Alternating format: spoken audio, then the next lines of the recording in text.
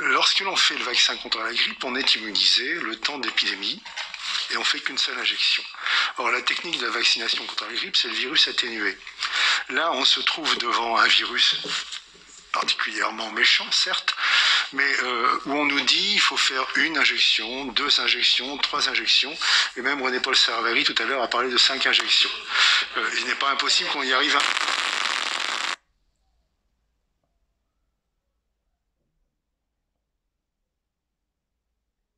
Audition perturbée par quelques problèmes techniques et de son. Vous devriez faire de la pédagogie, Alain, non seulement pour l'ensemble de la population, mais surtout pour nos médecins. Je voulais faire cette remarque parce que vraiment, pensez qu'aujourd'hui, il y a à peine 30% du monde médical qui a reçu la 3e vaccination.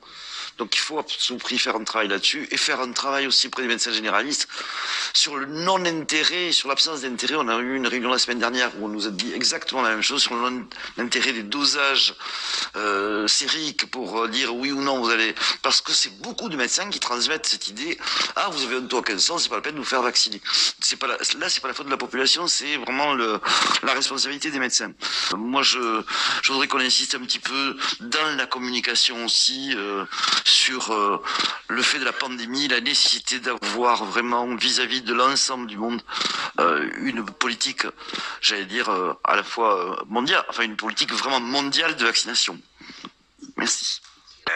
C'est un docteur que vous connaissez qui m'a dit de vous saluer, le docteur Bouffette, qui m'a demandé de vous la poser et qui est responsable du d'un centre de vaccination à Garches, qui me dit comment se passe-t-il pour les passes sanitaires, puisqu'il y a un protocole reçu récemment disant que si on est infecté avant le 2e vaccin, si on est infecté après le 2e vaccin et autres, tout ça ne se déroule pas de la même façon et ces patients lui demandent ce qu'il en est pour les passes sanitaires, puisque ceux qui ont déjà été infectés n'ont pas besoin d'avoir 3 doses, par exemple, immédiatement, mais que les dernières consignes reçues font que c'est différent selon qu'on a été affecté avant ou après une infection, avant ou après une des doses de vaccin.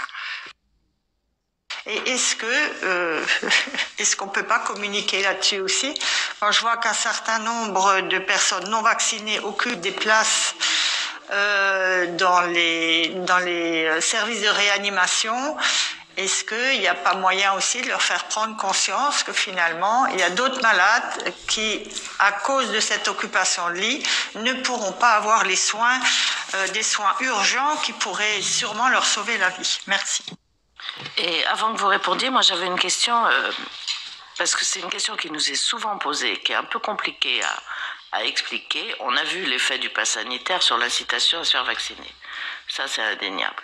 En revanche, maintenant que l'on sait que les personnes vaccinées contaminent, beaucoup se disent, mais finalement, à quoi sert ce pass sanitaire? Quel est votre avis à ce sujet? Une question tout à l'heure à laquelle je n'avais pas répondu, c'était aller vers les personnes les plus âgées. Hein, voilà. Parce que c'est un point essentiel, hein, le fait qu'on a un nombre non négligeable, hein, on dit de 400 000 personnes de plus de 80 ans qui ne seraient pas vaccinées. Et vraiment, autant l'aller vers était totalement justifié en juin, en juillet, autant il y a eu des efforts considérables à la fois de la CNAM, des collectivités locales qui connaissent les personnes les plus âgées, qui ont été verts, etc. Et c'est extrêmement difficile quand vous avez une vieille dame qui vit seule et qui dit « moi je vois personne, j'ai pas envie de me faire vacciner ». Bon, j'entends parfois qu'il faudrait rendre la vaccination obligatoire, mais au nom de quoi? On va lui envoyer la force pour la vacciner? Non, restons dans l'humanité. Et donc, il faut, je dirais, continuer à aller vers. Hein. On a un certain nombre de blocages. Hein. Les 3 blocages, on les connaît bien.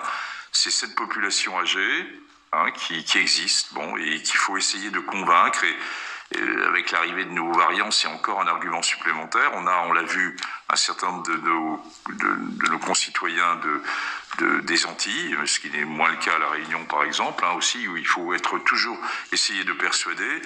Et puis on a une toute petite fraction de Français qui est vraiment anti-vax et qui veut le rester et qu'on n'arrivera probablement jamais à convaincre. Hein. C'est une réalité. Alors, le hors-Covid, le non-Covid, ça c'est une vraie grande question. Non. Et nous n'avons pas les réponses. C'est-à-dire à la question que vous me posez, quel a été le retentissement de Covid sur le non-Covid? Y a-t-il des études qui permettent maintenant de commencer à chiffrer le retentissement? Eh bien, ces études sont en quantité limitée. Elles existent. Santé publique France a, je crois, 2 grosses études sur le sujet. L'école de santé publique de Rennes travaille également sur ce sujet. Le pass, il a eu un rôle majeur, et je pense qu'il continue à l'avoir, pour pousser la vaccination. Voilà. C'est pour ça qu'on l'avait recommandé. Et donc pour la 3e dose. Donc on en a besoin, un peu, dans une certaine mesure, pour la 3e dose. Puisque la vaccination est en cours, mais somme toute, nous n'avons pas terminé quand même le job sur la 3e dose. Est-ce que le pass protège réellement? Vous avez donné la réponse. La réponse est non. Il y a des limites, puisqu'on peut être vacciné et être porteur du virus. Donc il a ses limites.